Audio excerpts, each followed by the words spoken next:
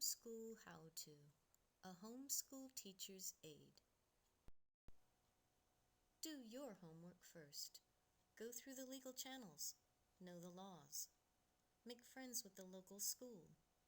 Find a support group. Form a network. Prepare yourself, your children, and family. Get to know the community centers for art classes, karate classes, and cooking classes, and other extracurricular classes.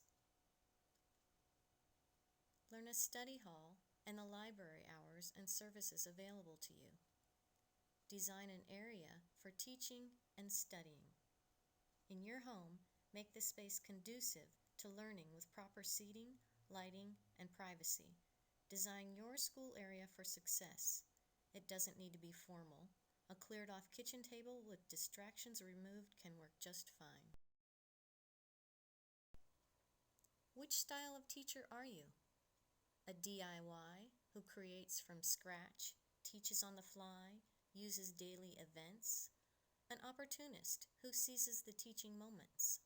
Life is the classroom. An open calendar with little or no structure. This is a non-traditional style. Or perhaps you're a consumer style who purchases the curriculum, follows a calendar, tests regularly, uses very structured curriculum, is goal-oriented, and has grade-level curriculum. This is a traditional style. Or perhaps are you a hybrid, a little of each, perhaps adopting parts of a non-traditional style of teaching while adhering to strict testing schedules, or perhaps teaching a pre-packaged curriculum without following their planned schedule and working at the student's pace. Or perhaps you don't know what or how you want to do at this point. That's okay. At this point, it doesn't matter which style you are. You'll figure it out eventually. You may start off one style and evolve into another style as time goes by. Begin by preparing your school. Determine your teaching area. Use the same quiet area for academic courses. Make a small supply cabinet. Stock your various items needed for your curriculum. After you prepare your classroom area, it's time to put it to use. Start with pre-testing your student. Testing establishes starting points. Many schools give admittance tests to get a feeling of where the student is academically in various subjects. Therefore, placing your child in the appropriate groups. Treat your child as a new or incoming student. Test before you pick out or plan your curriculum. Start testing for skills learned during the highest grade completed, then move on from there. You're testing for a base knowledge, the curriculum starting point. Test for knowledge in all subjects you will be teaching, including physical education. Research to create fair tests online. After you've tested, evaluate the results. Locate your child's strengths and weaknesses. Think about your strengths and weaknesses. Research curriculum online. Read curriculum reviews. Do your homework and take notes.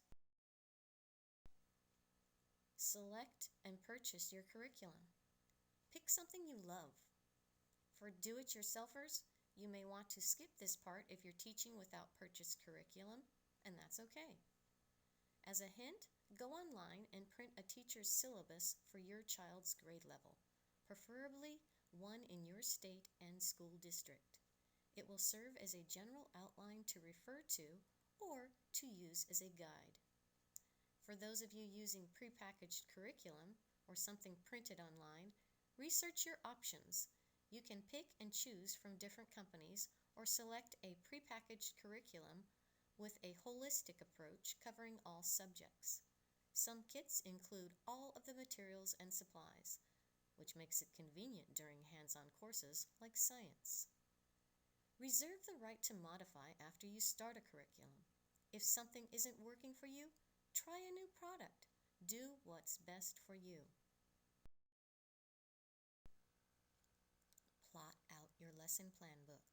Fill in your tentative schedule. Following a school calendar? Decide on your curriculum, purchase your textbooks, purchase a lesson plan book, and fill it in ahead of time. Use a local school calendar as a guide to form your schedule. Fill in school holidays, etc.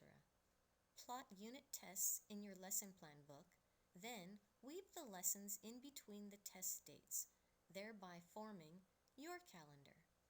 Use your lesson plan book to keep a pre-planned schedule. Hint from us: use a pencil with an eraser. If you are working at your student's pace and not on a calendar, decide on your curriculum, purchase your textbooks, purchase a lesson plan book, and fill in only as you go. The student determines your schedule, so you will be filling in your lesson plan book daily. Use your lesson plan book as a way to keep track of what you've already done and a place to keep your grades. And as a hint, although an actual lesson plan book isn't a must for this style of learning, Excel program works great to keep an online record. But a book is still recommended.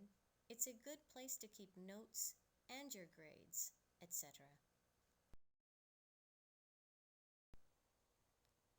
Here is a sample lesson plan book opened up with 2 pages. The page on the left shows Monday, Tuesday, and Wednesday. It represents a teacher following a calendar style. The page on the left shows Thursday and Friday with a column for notes.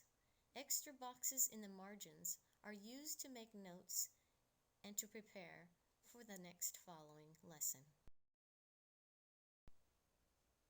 The sample lesson plan playout created using Excel is actually a document which prints on 2 sheets of 8.5 by 11 paper. Plan, but don't fill in too far ahead. It's one thing to plan a year's worth of lessons, and it's another thing to actually follow the plan to the day. Things happen. Days off are needed. Topics are learned faster than expected. Adjustments are always a part of teaching. Don't fill in more than a month at a time because erasing or cutting and pasting wastes valuable time. A hint? Use post-it notes in your teaching manual or binder when you want to plan far ahead, then transfer the information when needed. Write a tentative skeleton schedule, plus or minus a month or so, out, including tests, subject times, and test dates. Leave details such as page numbers and assignments for later. Each week, fill in a detailed schedule with lesson topics, textbook pages, and notes. View sample lesson plan books online to get other ideas. The pages should be filled in with all pertinent details and leaving out fine details such as page numbers. If you are working at the student's pace, your plan book should be pretty empty in the future and filled in with what you've already done for reference. Happy planning! Remember to pre-test first. Write your tests and administer them in a quiet place. Determine your child's starting points. Meet them where they are. Learn your strengths and weaknesses from the scores. Research your style and curriculum options. Are you going to wing it, or are you going to follow a pre-scheduled calendar? If you wing it, don't fill in your lesson plan book ahead of time. Fill in tomorrow's agenda after you get through today. If you lack confidence or like to plan ahead, get a pre-packaged curriculum. For more details on homeschool planning, search YouTube, How to Homeschool Planning, for lesson plans, unit ideas, and basic advice from a credentialed teacher.